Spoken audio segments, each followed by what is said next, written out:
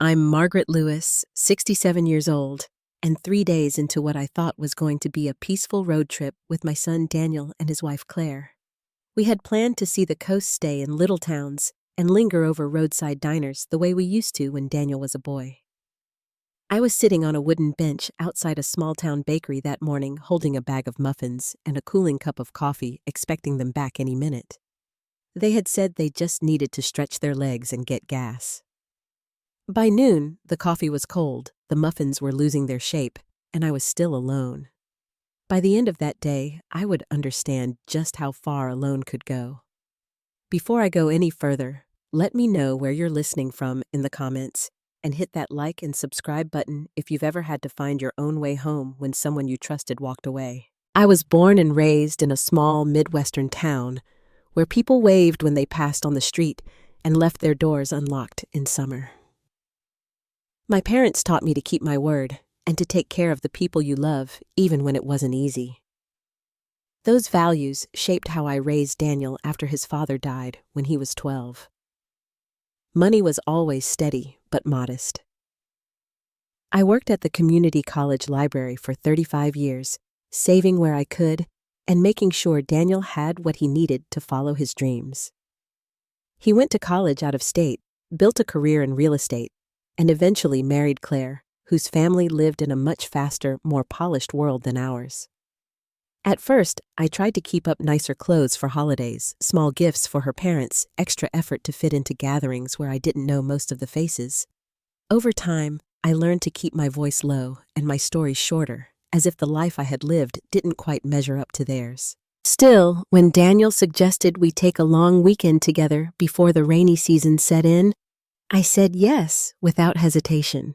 He would drive, Claire would arrange rentals, and I would bring food and the old road maps we used to follow before GPS. I baked banana bread, packed sandwiches in wax paper, and folded Daniel's favorite sweatshirt to keep in the back seat. I even bought the tea Claire liked to drink on long drives. That morning, the town we stopped in felt like a postcard from the past one main street, a few shops and a bakery I hadn't seen in years. Daniel pulled into the lot, smiled, and told me to pick out something sweet while they fueled up and took a short walk. An hour tops, he said, glancing at the clock shaped like a cinnamon roll on the bakery wall. I ordered a mix of muffins, poured myself a coffee, and carried the paper bag outside to the bench. Cars rolled past, none of them theirs. My phone showed no signal. I thought about walking to the gas station Daniel mentioned, but I didn't want to miss them if they came back. By the time the sun dipped behind the hills, the bakery had closed and the streets were empty. I walked toward the edge of town, my bag of muffins lighter than when I had started the air cooling fast. I didn't know it then, but that day marked the beginning of something I could never have imagined, a shift from being part of my family's plans to being left entirely outside of them. The bus smelled faintly of diesel and old vinyl, the kind of scent that lingers in the fabric long after the engine cools. I slid into a seat near the back, setting the paper bag of muffins on my lap. The few passengers scattered along the aisle kept their eyes down, their silence as heavy as the hum of the wheels on the darkening highway. I stared out the window, watching the small town disappear behind me, its single streetlight flickering against the growing night. Each stop brought in a bit of cold air and another reminder that Daniel and Claire weren't coming back. We stopped twice before midnight. At the second stop, I tried to sleep leaning against the window with my jacket bunched beneath my cheek. Every time I closed my eyes, an image from years ago crept in. Daniel at 5 years old, fighting a fever, his small hand gripping my wrist while I pressed a cool cloth to his forehead. I remembered singing to him in the dark, my voice growing hoarse as I stayed awake just to watch him breathe. That memory sat beside me like an old friend I hadn't called in years, a reminder of a time when I was the one he needed most. When the bus rolled into the next town, it was after midnight. The streets were empty, the hardware store closed tight, its metal bench cold beneath me as I waited for the last connection home. I pulled my hood up, folded my arms, and let the hours pass in quiet stillness. By the time I reached my street, the first light of morning was breaking. My feet ached from the ride, but the weariness ran deeper than that. I climbed the porch steps and reached for my keys before remembering I hadn't carried them in months. Daniel had insisted there was no need. The door was locked. I knocked once, then again, the sound disappearing into the stillness inside. I sent a message, then another. My phone stayed blank, no reply. No sign they had even read them. I sat down on the bench by the window, the one I had built a cushion for 2 winters ago, the one Claire said clashed with the siding. Hours slipped by. The air grew colder, my coat pulled tighter around me, my hood drawn low. It was the soft creak of the porch boards that startled me. Helen Brooks stood there in her robe and slippers, a flashlight in one hand, her expression somewhere between concern and quiet certainty. We weren't close in the way of sharing every detail of our lives, but we had exchanged enough conversations over tea and at the mailbox for her to notice something was wrong. She didn't ask questions. She simply told me I looked cold and held the door open. Her kitchen smelled faintly of lemon balm and wood polish. She set a blanket around my shoulders and poured tea, the kind of gesture that needed no explanation. That night, I slept on her couch, not because I wanted to, but because I had nowhere else to be. Lying there in the dark, the ceiling shadows shifting above me, I thought of all the nights I had been awake, for Daniel guarding him through fevers and bad dreams. Now it was me on someone else's couch, the one left on the outside. 2 nights later, a FaceTime call lit up my phone. Sophie's small face filled the screen, her voice soft but trembling. She held the device with both hands, her eyes darting away as she repeated words no child should have to say, that they didn't want anyone to see me anymore, that her mother said I wasn't capable, that I couldn't handle money. I could see the uncertainty in her expression, the confusion of repeating something she didn't fully understand.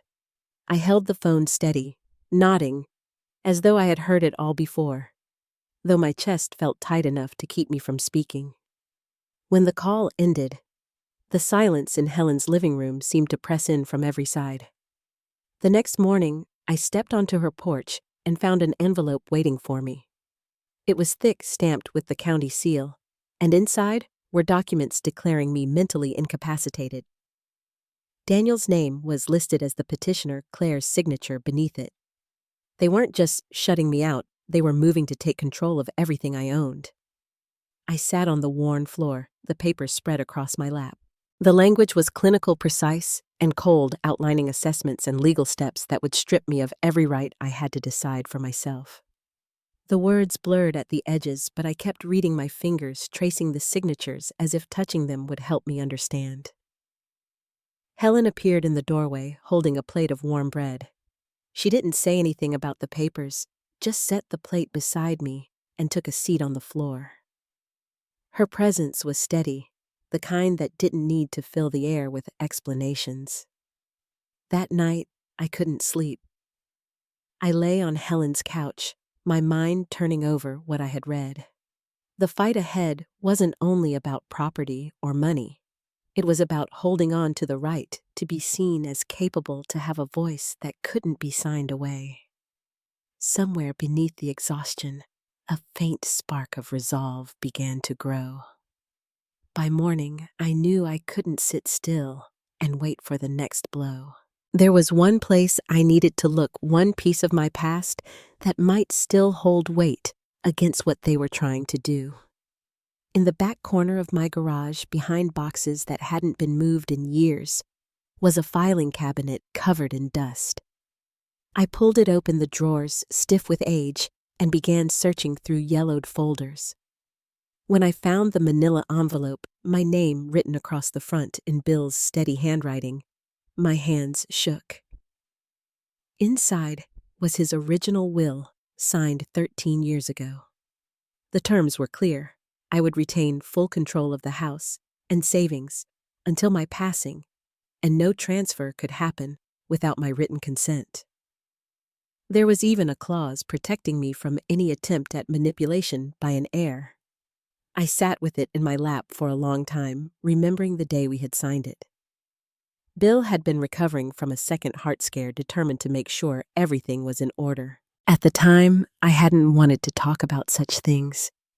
But now, it felt like the only thing standing between me and the loss of my life as I knew it.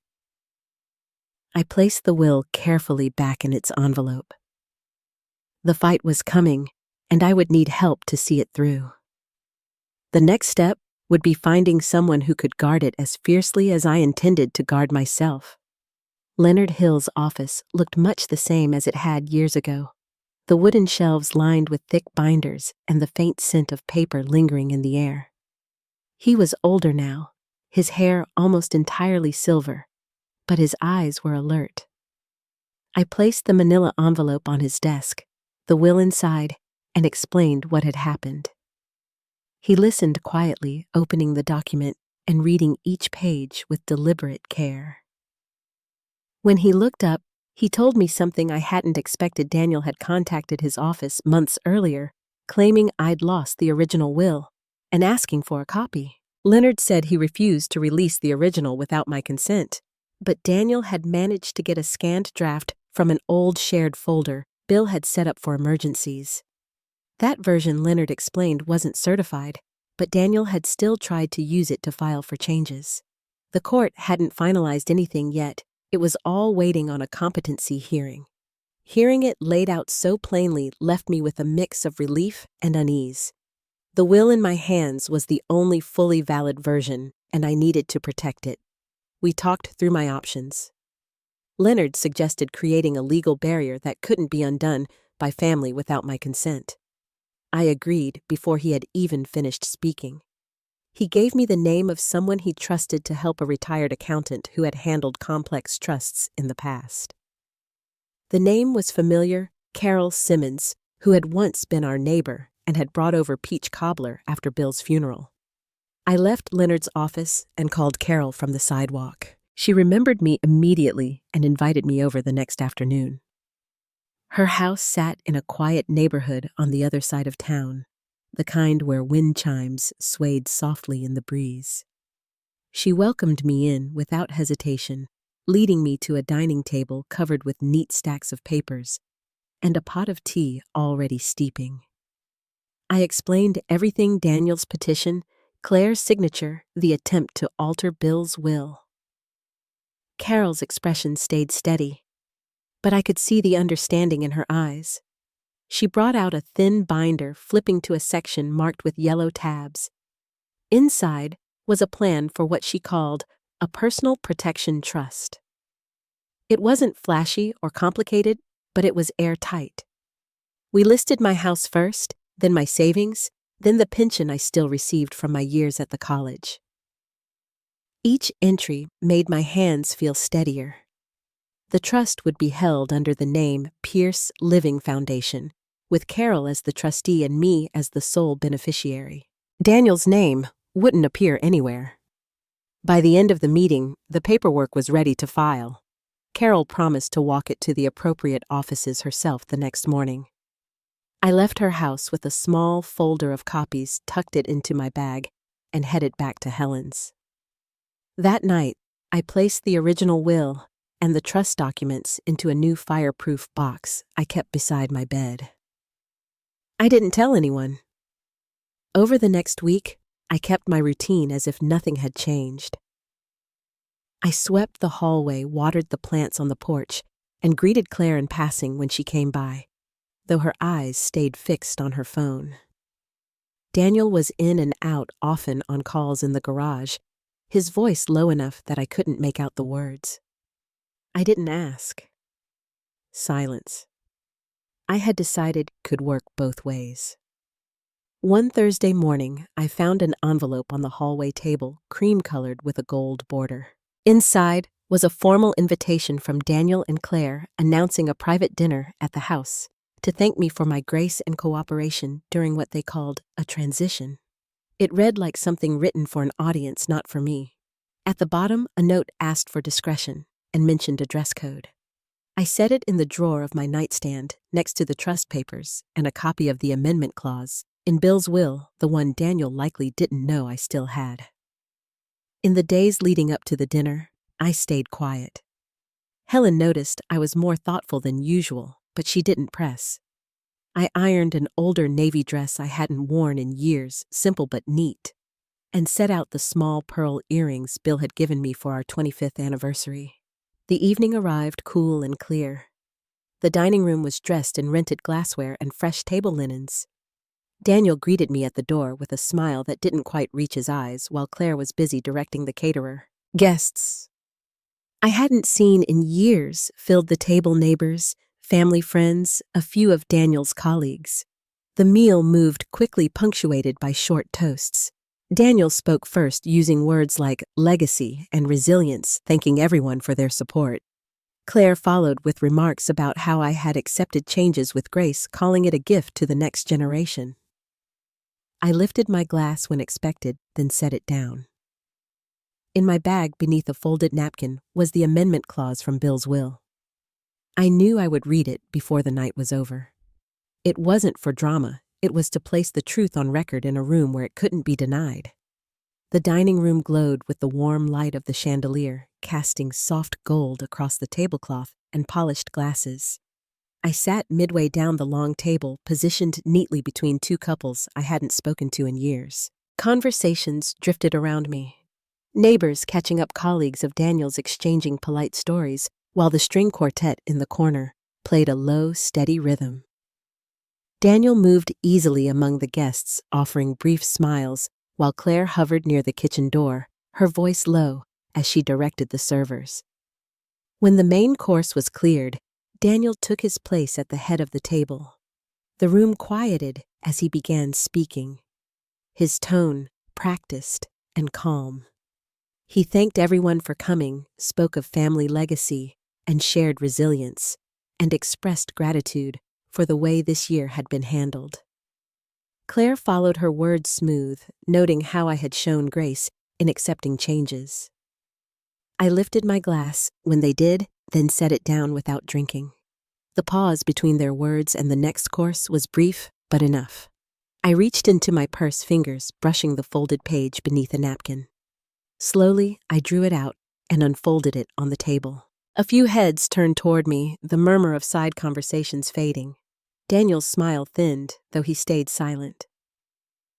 "I'd like to read something," I said, keeping my voice even. Just a short paragraph from a document my late husband signed. My eyes moved to the page, and I read the clause aloud, clear and deliberate, stating that any heir who used coercion or undue influence toward me would forfeit all rights to inheritance, effective immediately and without contest. When I finished, I folded the paper again and placed it back in my purse. No one spoke. The quartet picked up a new piece, the notes too soft to fill the quiet. I excused myself from the table and walked into the hallway. From the doorway, I glanced back once. Daniel was looking down at his glass, and Claire had stepped aside, speaking quickly into her phone. The rest of the evening passed without a knock on my door or a raised voice. The next morning, the house felt unusually still. I stayed in my room, sitting on the edge of the bed with a storage bin pulled from the closet. Inside were albums and envelopes, the scent of old paper rising as I opened them. There were photographs of Daniel as a child, of Bill in his favorite flannel of birthdays and vacations, where we all wore matching sweatshirts. After a certain point, though, Daniel's photos stopped appearing. No wedding, no pictures of Sophie's early years. That afternoon, Sophie appeared in the doorway. Her green hoodie zipped to her chin. She crossed the room without speaking and wrapped her arms around my waist. I sat with her on the bed until she finally whispered, "You're my real family." I didn't ask her to explain. I reached under the bed and pulled out one of the heavier albums, its brown cover worn at the edges, and placed it in her lap. She turned the pages slowly, her fingers brushing the images. When she stopped at a picture of Bill and me dancing at a neighbor's wedding, she asked if I missed him. I told her yes. She didn't ask if I missed her father, By the time the sun dipped low, Sophie had left with the album, and I had decided on the next step. The house no longer felt like home. It felt like a place I needed to leave behind on my own terms. I began sorting through my things, choosing what to keep and what to let go. It would take a few days, but soon every piece of my life worth holding onto would be out of their reach. By the next morning, I had cleared the dresser drawers, folded what I wanted to keep, and placed the rest in neat piles for donation. The closet was half empty, the hangers rattling softly when I brushed past them. I packed the journals I'd kept for decades, the ones filled with notes about Bill's garden favorite recipes and the books I'd read each winter. The photo albums stayed close, stacked by the door with their corners wrapped in soft cloth so they wouldn't be damaged. 2 days later, the piano I hadn't touched in years was picked up by a man from the local church, his hands careful as he lifted the bench into the truck. Helen drove me to the second-hand shop with a few boxes of dishes I'd brought from my mother's house. Each room I returned to afterward looked a little different, quieter. By the end of the week, everything I cared about was either with me, with someone I trusted, or already gone from the house. That Saturday, I woke before sunrise. The sky was just beginning to pale when I carried the last suitcase into Helen's kitchen. She was already at the table pouring coffee into 2 mugs. "You sure about today?" she asked, her voice even. I nodded. We had spoken about this plan for days, and there was nothing left to reconsider. By mid-morning, Daniel and Claire returned. Their voices carried from the back entrance light at first, then quieter as they moved toward the kitchen. I stayed in the hallway with my suitcase beside me. Daniel knocked once on my doorframe, leaning in as though the morning were like any other. "Do you have a minute to talk?" he asked. I told him I was heading out. He didn't ask where. I handed him the sealed envelope. Carol had prepared a legal summary confirming the transfer of all my assets into the Pierce Living Foundation with my name as the sole beneficiary. His eyes scanned the first few lines and the color drained slightly from his face. He stopped reading, glancing toward the hall as Claire appeared beside him. She read over his shoulder, her expression tightening. "That's fine," she said quickly, her tone clipped. "Good that everything's in order." Daniel didn't reply. I picked up my suitcase and stepped past them. Helen's small blue car was parked at the curb, engine running. She didn't get out. We had agreed to keep it that way, no lingering in the driveway, no drawn-out goodbyes. The ride to the coast was quiet, the hum of the tires blending with the sound of wind against the windows. By the time we reached the small house I had rented, the afternoon light had turned soft and gold. It was a single-story place with white siding and wind chimes that moved gently above the porch. The furniture inside didn't match, but it felt steady, solid. I set my bags down in the front room, walked into the kitchen, and filled the kettle. That evening, I unpacked slowly each drawer and shelf filled with things that were mine alone. The fireproof box went under the bed, my journals on the nightstand, and the albums in a trunk at the foot of the bed. The quiet inside the house was unlike the silence I'd left behind. It didn't press in or weigh me down. The next morning, my birthday, the air smelled faintly of salt from the open window. I brewed coffee and let the steam curl toward the ceiling, the sound of the waves carrying faintly from beyond the bluff. There were no calls or messages, but around 10, Helen arrived with a paper bag tied neatly with twine. Inside were sugar cookies and a paperback novel about a woman who started over at 70. We sat at the small table by the window drinking tea and listening to the low hum of a jazz cassette I'd found in one of the kitchen drawers. Later that afternoon, I pulled a stack of pages from the desk drawer. The first chapter was already written, the title penciled in at the top, "I Am Not Invisible." It wasn't a memoir so much as a letter to the woman I had been before all of this. I read a few lines aloud to Helen, who nodded and set her hand over mine. No more words were needed. Outside, the light shifted toward evening, the sea turning silver at the horizon. I stood at the edge of the bluff, the wind catching my hair, and knew that whatever came next, it would be on my own terms. A week after my birthday, I tied the blue ribbon around the finished stack of pages and slid them into a manila envelope. The address for the Regional Archive Center was written in careful block letters. I didn't include a request for publication, only a note asking that it be kept on file. It wasn't for recognition, it was for record. I walked the envelope down to the post office, the air cool with the scent of the sea. The clerk weighed it without comment and slid it into the outgoing bin. When I stepped back outside, the wind off the water tugged at my coat, and I stood for a moment watching the gulls move over the shoreline before heading home. Several weeks later, my landline rang. The voice on the other end was soft, introducing herself as Clara from the archive. She thanked me for the submission and said it had been reviewed. There was a new program, she explained, focused on collecting the voices of people often overlooked by family or circumstance. My writing, she said, would be included in a collection titled Stories That Stayed Quiet. I agreed without hesitation. After we hung up, I stood by the window for a long while, the receiver still in my hand.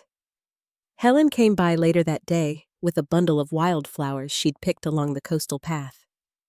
We set them in a chipped vase on the sill, the stems leaning gently toward the light. We didn't toast or speak much about the news, just sat with it in the calm of the afternoon. In the days that followed, I found myself settling deeper into the rhythm of the little house. Mornings began with the steady drip of coffee into the pot, the scent curling through the rooms. I wrote most days sometimes about the past, but often about smaller things, the way the light shifted across the bluff at dusk, the change in the sea's color when the sky cleared. One afternoon, I walked into town for groceries. The main street was quiet except for a few shopkeepers sweeping their doorways. At the market, the cashier asked if I lived near the bluff. When I said yes, she smiled and said she'd always thought those houses had the best view in town.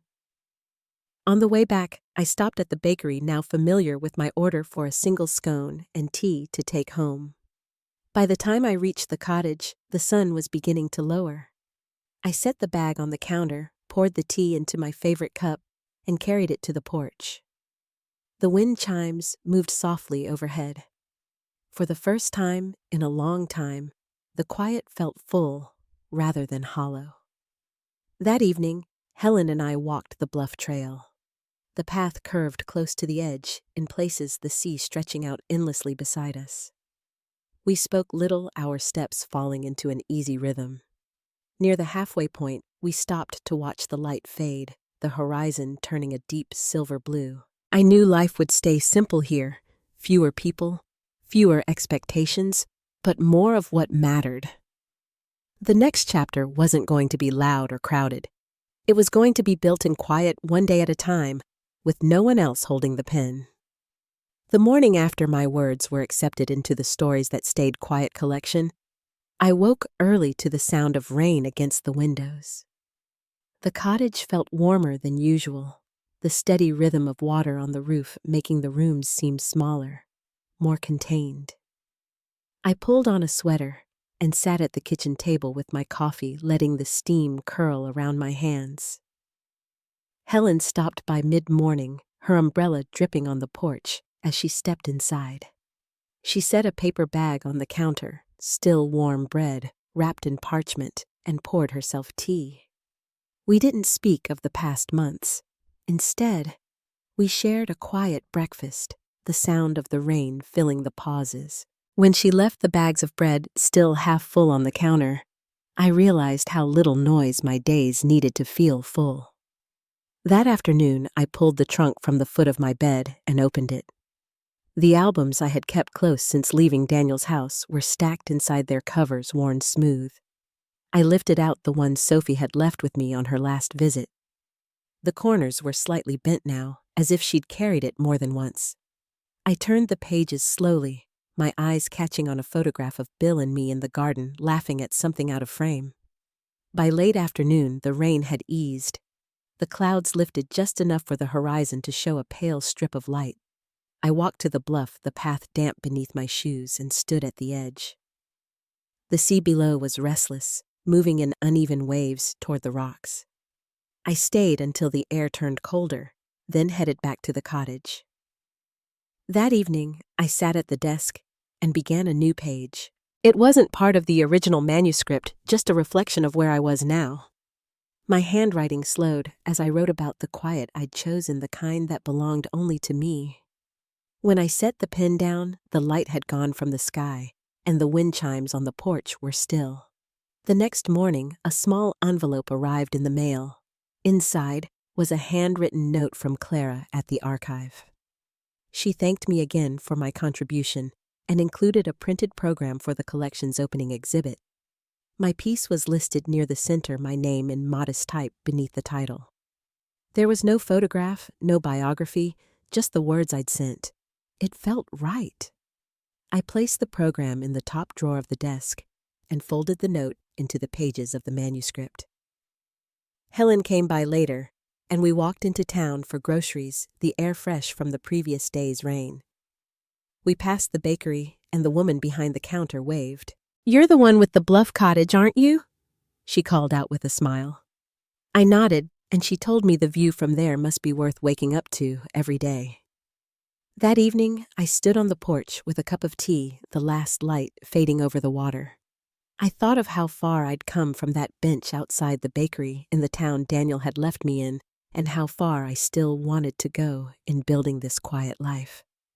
The days ahead would not be about reclaiming what I had lost.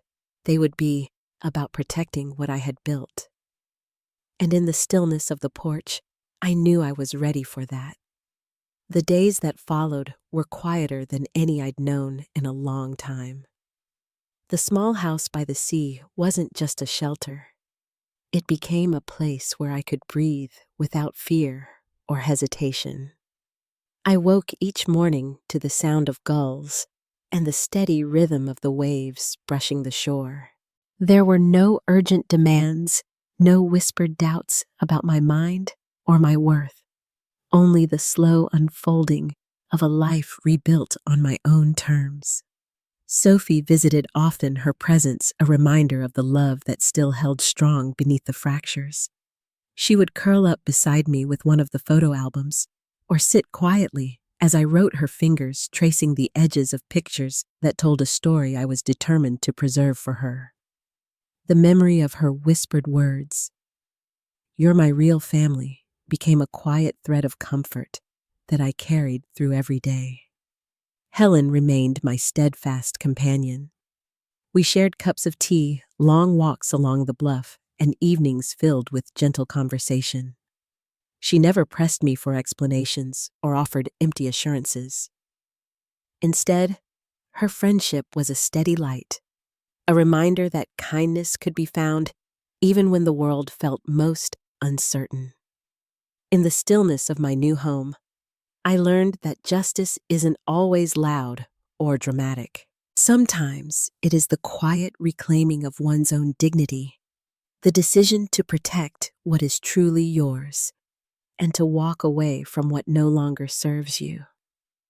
It is the strength to say, "This is my life," even when others try to rewrite the story. I thought often about Bill and the life we built together. The trust he placed in me and the promises he made on paper were more than legal words. They were a foundation that gave me the power to stand when I was pushed aside. That legacy, more than anything, was what kept me grounded. If there is one thing I hope this story leaves with you, it is this. No matter how deep the silence or how sharp the betrayal, your voice still matters. You have the right to be seen, to be heard, and to build a life that honors your truth. Sometimes the greatest victory is simply refusing to disappear. Thank you for listening to my story. If it touched something in you, please share where you're listening from in the comment And if you know someone who might need to hear this, feel free to pass it along. We don't always get to choose our battles, but we can choose to hold on to our strength.